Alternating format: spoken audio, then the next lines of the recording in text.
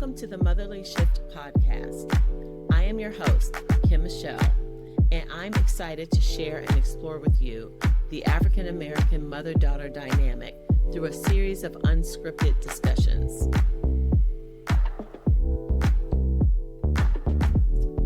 The purpose of this podcast is to have conversations addressing the African American mother-daughter dynamic. The intent is to explore all aspects of this dynamic, good, bad, ugly, embarrassing, and comical, but nonetheless, how this dynamic affects and informs the relationship itself, how it impacts peripheral relationships, decision-making, parenting, and the entire gamut of Black moms and daughters. I am specifically interested in this subject due to my own personal curiosity derived from my own personal experience, to put language and understanding to experiences that I've had with my mother, and to share how I've been influenced at defining moments in my life. I think the African American mother-daughter dynamic is unique because of the many influences on our existence, societal, communal, and religious to begin with, and possibly more that have not yet come to mind. I am not a professional in this field, and I have no training or academia to support any theories that I might spout. But I am a mom and a daughter, and I desire to have the healthiest possible relationships for myself and for those who choose to listen. Although some accounts may not be glamorous or flattering, they are our stories nonetheless, and should be told and discussed in hopes of defining brokenness and dysfunction, as well as paralleling those accounts with those that are thriving, healthy, and should be emulated in order for us to be our best selves for ourselves and for those who we love and who love us. My deepest desire is to provide a safe circle to share our hearts and minds on this topic in a respectful and edifying way, and to identify and define what good looks like, and to call it what it is when it's not good, and then provide some tools and resources to effect change. Therefore, in addition to having various guests on the podcast to discuss certain topics, I will be joined by some amazing professionals who can shed light on the experiences being shared, put meaning to them, and guide us in the way of wholeness, health, and healing. Why am I only focusing on mothers and daughters? My answer is simply this. Our dynamic merits full attention, independent of a mother-son dynamic, and I don't want to muddy the waters of this conversation by trying to expand the scope of this podcast to be all things to all people. I intentionally have a narrow focus because I believe these waters to be deep. Therefore, in lieu of going wide, I want to dive to the depths. Thank you for listening, and welcome to the Motherly Shift. In this inaugural episode titled The Conversation, we'll be diving deep into the personal stories and experiences shared by a group of women from diverse backgrounds. From the joys and triumphs to the challenges and tensions, we'll unpack the multifaceted nature of the mother-daughter bond. What drives the desire for approval and the sense of competition that can sometimes arise? How do generational differences shape these relationships? And what lessons can be learned from the sacrifices mothers make for their children?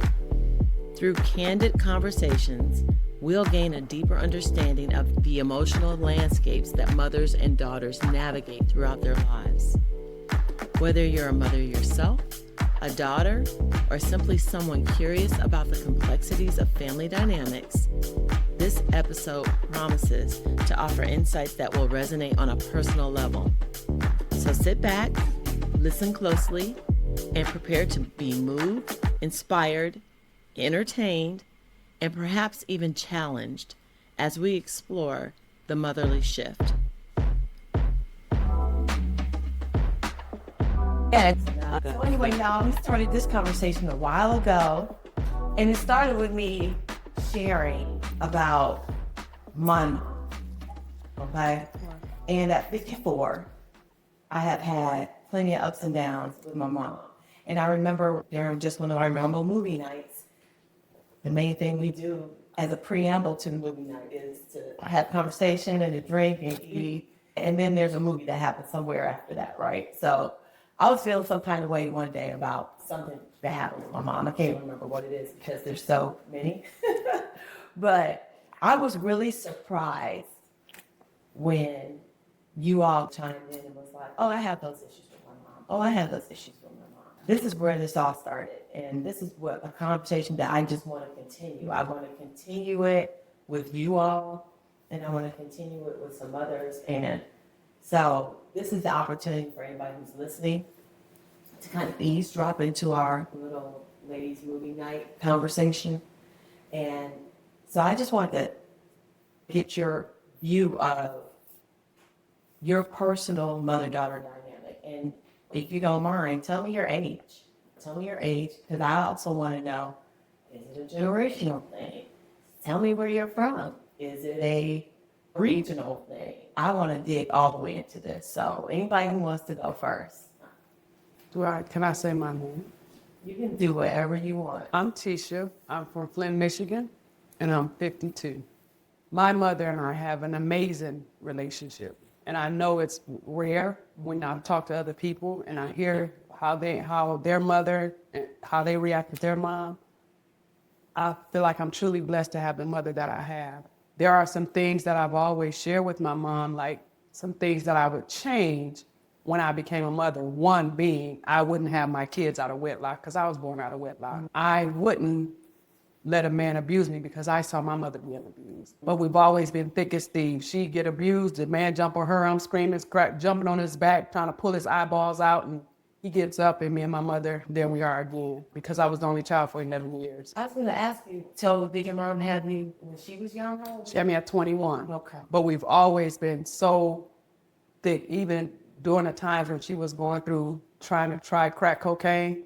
She'll tell anybody I was the one who saved her. Because I remember she had hit the lottery, and I was sitting in the chair in our house, and I seen them going in and out. And I knew what crack cocaine was because I'm from Flint. And my aunt was on crack. And when I saw her, I knew then, okay, my mother called me into this episode. So they would go in the room, close the door. The man would come to the back door, bring another 25. I don't know if y'all know about crack, but it's easy to get somebody to keep giving you $25 and you keep coming back versus giving them a whole 50 or a whole $100. So they would keep bringing these rocks. Have no frame of reference of this. Okay, so Thank you for the education. they would keep bringing you these rocks, which is 25, 50, because crack is a quick high. You high for 5, 10, 15, 20 minutes, you high, now it's gone. So now you want to keep getting high, So that's why crack was able to afford so many people, so many great lives, because crack cocaine was very expensive. It was a night. She had hit the number. I won't ever forget it. She hit it for $5,500.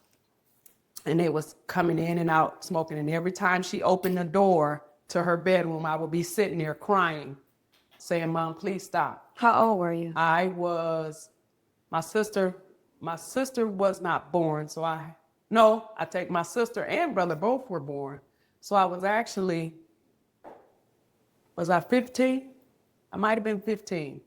And I took care of my sister and brother because my mother was a single parent working 4 to 12 at General Motors. So I had to step in and take care of my sister and brother. But I just remember sitting there crying, saying my mother's going to be a crackhead.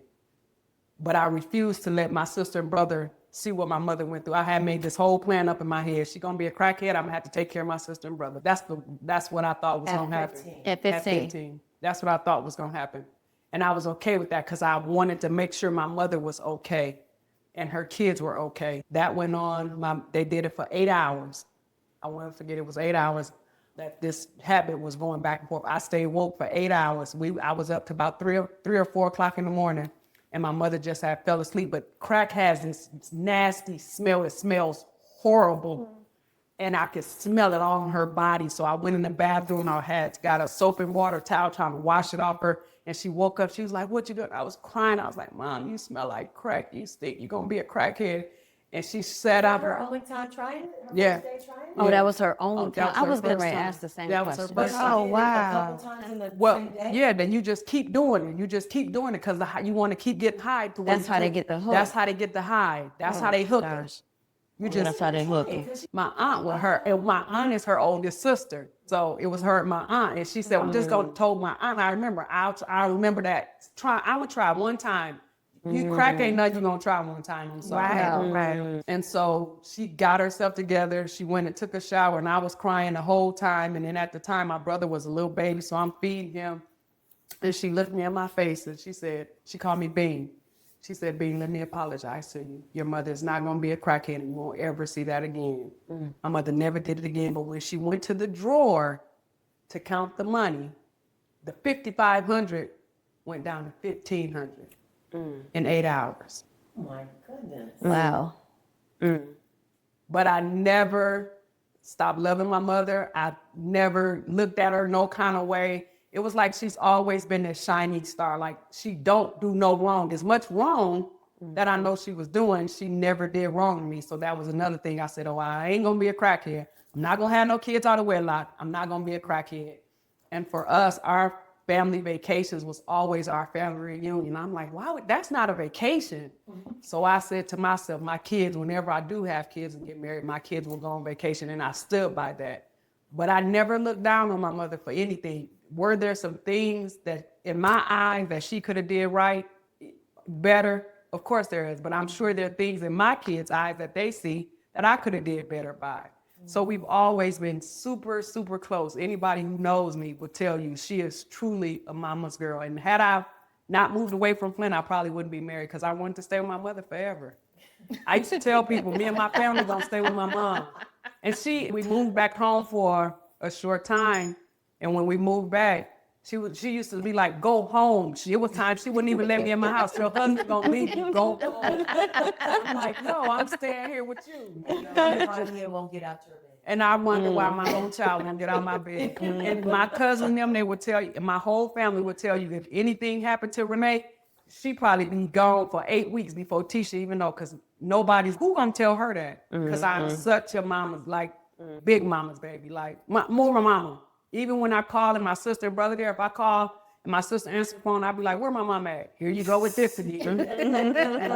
But we've always been super, super, that's my dog. How many years between you and the next oldest? 'Cause So you're the oldest, right? I'm 11. When I was 11, she had my sister. When I was 15, she had my brother. Yeah, and it was tough when I left them because all they knew was me as their mom. So my sister and my mother's relationship is totally different than ours. Like her and my sister bump heads like crazy. Like my mother used to call me and be like, you need to come get this girl because she is crazy. And she about half crazy. But she didn't she respected me more than she respected my mother. But like I had to tell my mother, they only see me. You work from 4 o'clock and by the time they got out of school, you was gone.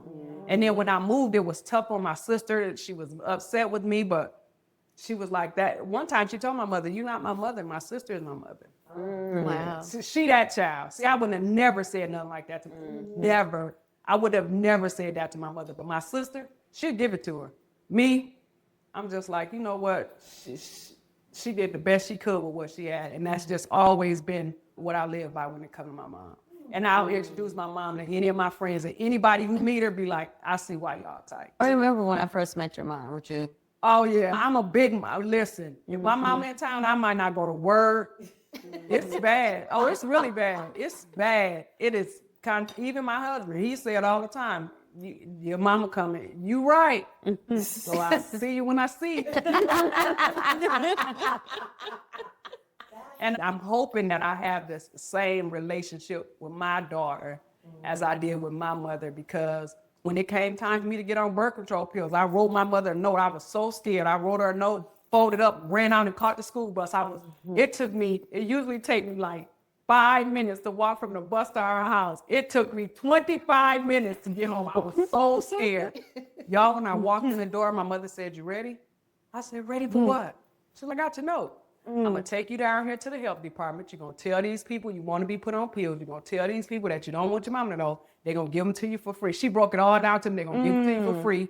once it's time for you to go have a pap smear, they're going to send you a card in the mail. It's going to have a flower on it. That means it's time for you to come and get your pap smear. She explained to me what a pap smear was. They're going to take this thing. They're going to insert, everything. And I said, okay. She said, you still want it? I said, yes. She said, let's go. Did change the beat. Wow. Wow. How old were you? I was 16. My experience was a I total was 16. opposite. And Yeah, she mine just- was a total she opposite. Mine always- was the total opposite. Yeah, she's always been like, I don't know, we've always just had, I remember her my mother's a weed smoker. She'd tell anybody, Tisha knew what, 5 or 6, Tisha could roll a joint. She would give it to me. God. Oh yeah, I That's would. not familiar. I would take my bottles. I knew how to heat them up on the furnace. Like I was always self-sufficient because when I was a baby, I had asthma real bad, and they lost me a couple times. They had to resuscitate me. I had the same. I had a lung collapse when I was younger. And so they say that's another. My Because grandmother of used to asthma. always say that's another reason that my mother and I were so close because I lived across the street from my grandparents. And when I moved to Colorado, with my husband, and I would call my mother's house, and she didn't answer, I would call. This is how my grandmother would answer the phone. Baby, I don't know where your mama at, because she knew I'm calling. Do you see my mama car in her driveway? Because she's not answering her phone. Wow. And then she would say, or she'd answer and say, baby, your mama car in the driveway. She probably don't want to talk to you right now. So that's my dog. I still, to this day, So try what is to. your mom's relationship with her mother?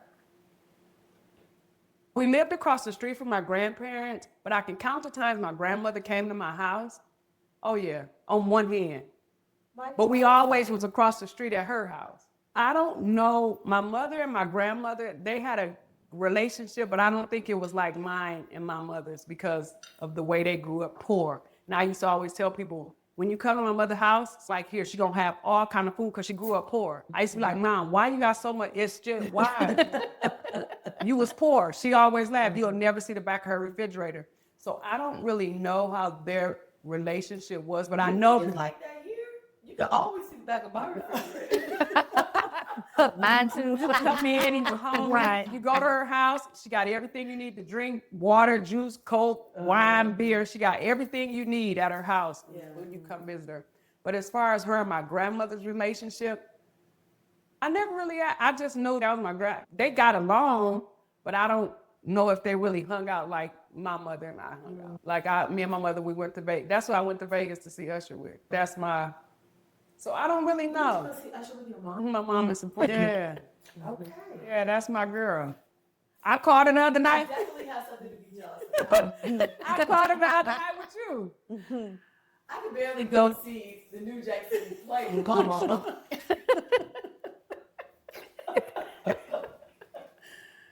Yeah. But that's a story for you. Yeah, we were her. It was actually her. My grandmother has 2 sets of kids. That's what I say. So she has my mom's older sister and her, and then 16 years later, she had 3 more kids. So I have aunts and uncles my age. Oh, I got you. So my aunt, the one under my mom, she went to the concert with us, and my little sister. But yeah, I can hang it. Yeah, I hang it. Now, was your mom married? Never been married. That was another one of my things. Oh, I'm gonna get married. But I used to joke with her and say, I see why you got 3 baby daddies because you don't want us to fight over our daddies, huh? Oh. Yeah, so my mom is a single parent with 3 baby daddies. Yeah, but she never got married. That is. Was your grandmother married? My grandmother and grandfather was married till they died. They was married over 60-some years. And that's the people I stayed across. And I'm a granddaddy's baby as well. So when I lost my grandfather, my uncle said, I saw what you did when daddy died, which is my mother's little brother. I'm sure ain't telling you when something happened. And my grandfather was sick. But yeah, so I'm that kid who my mother's, everybody got the diabetes, everybody. So when I die, mama, not right now. Yeah. Go get this. I'm not trying to look for no envelope. My sister and brother know what this envelope is that got everything in it. Me, I try not. That's the place. I don't even go there. I don't even. When people start talking about their parents and deceased, I remove myself. And she always say, I'm not going to be here forever. Mama, I know you're not going to be here forever.